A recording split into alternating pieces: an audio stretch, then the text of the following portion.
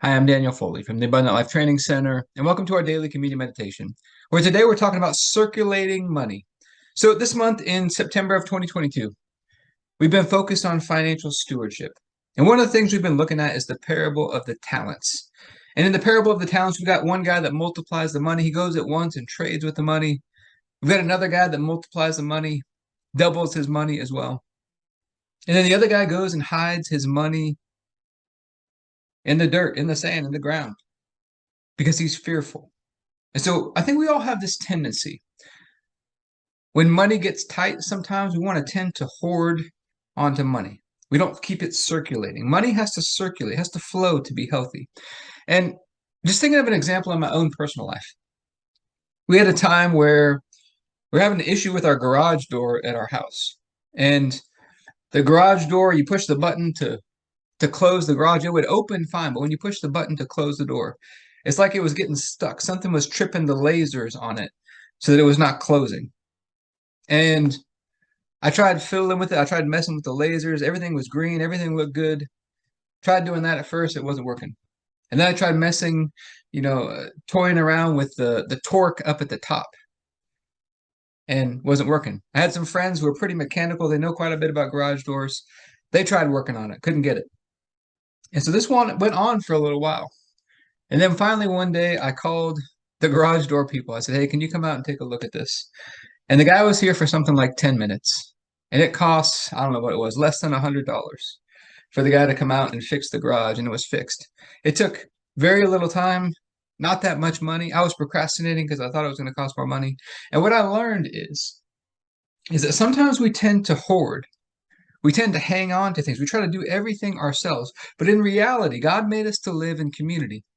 And when we try to do everything ourselves, we're actually shutting off the flow of money to other people. We're not circulating money the way that we're supposed to. It's coming from a stingy, from a kind of a tight and fearful attitude about money, rather than a place of trust. Because when we trust, we circulate. When we're not in fear, we circulate. Because when we're meant to live in community, so what you think about the concept of money. The concept of money. Think about the concept of money. Why do we need money? Money is relational. If there's no other people, you don't need money. If you lived on a deserted island all by yourself and you had everything you need, you had food, you had shelter, you had everything you need, you could take care of yourself, you don't need money. You're doing it all on your own. But we live in a society where we don't really raise our own food for the most part anymore. We don't provide our own internet. We don't get our own gasoline for the cars. We don't supply our own houses with power and water. We live in a community for most of us where we're relying on other people. And in a community, money has to circulate for it to be healthy. Some people will block the flow. They get stingy, they get fearful, and they block the flow of money. And I'm not saying to spend money that you don't have. But what I am saying is to circulate money by faith.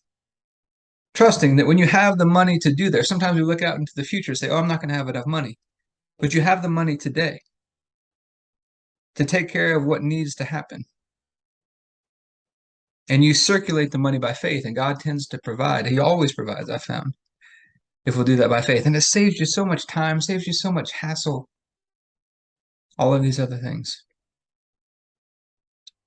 And so, Heavenly Father, we're asking for your help today. We're just so grateful. You sent us Jesus so we can have a relationship with you. We're asking for your help to understand the circulation of money and how it impacts on our communities, how it impacts on the economy, how what we do personally with how we circulate or tend to hoard and hold on to money impacts the community and the economy as a whole. We're asking for wisdom and understanding of that today. We're asking for your help to get it right, to function in this the way that you intended us to. That is a blessing to you, a blessing to people, while at the same time taking care of ourselves, our families, those types of things. And we thank you that on the night Jesus was betrayed, he took the bread and said, this is my body broken for you. Do this in remembrance of me. Let's take a moment to remember God sent us Jesus. He didn't have to. He chose to. He could have left us on our own, separated from him forever. We'd all missed it. We'd all gone astray, and he laid upon him the sins and the iniquities of us all. And by his stripes we've been healed. Through his one sacrifice, he was crushed. He was destroyed by God.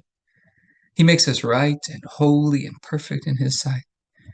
And God raised him up from the dead and seated him in heavenly places, made us one with him. He reconciled us to himself through the body of his Son, made peace with us. And Father, I thank you for this bread and all that it represents, and ask you to bless it in Jesus' name. If you have your bread, you can take your bread.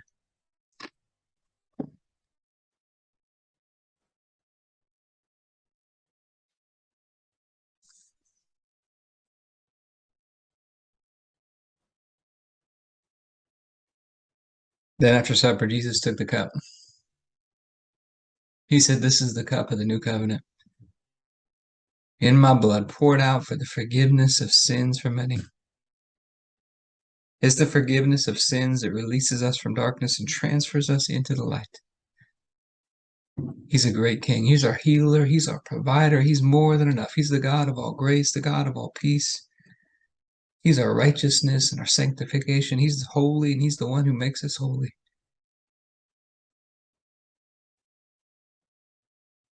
Father, I thank you for this cup and ask you to bless it in Jesus' name. If you have your juice, you can take your juice.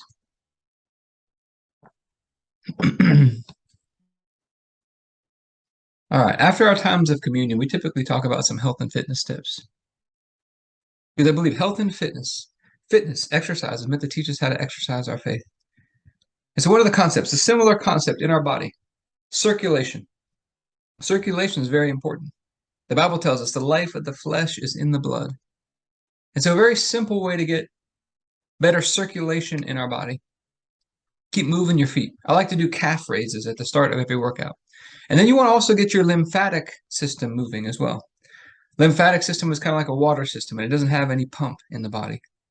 So basic exercises like squats, push-ups, sit-ups, circulate that lymphatic fluid, which cleans the body out and keeps it clean. I hope it's been helpful for you today. If you'd like to learn more about what we're doing in the Abundant Life Blueprint, you can go to the AbundantLifeTrainingCenter.com.